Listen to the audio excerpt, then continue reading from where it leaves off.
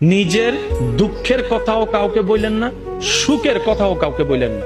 কথাটা একটু শুনতে আপনার কাছে অন্যরকম লাগলেও একটু ভিতরে গেলে আপনি নিজেই বুঝতে পারবেন।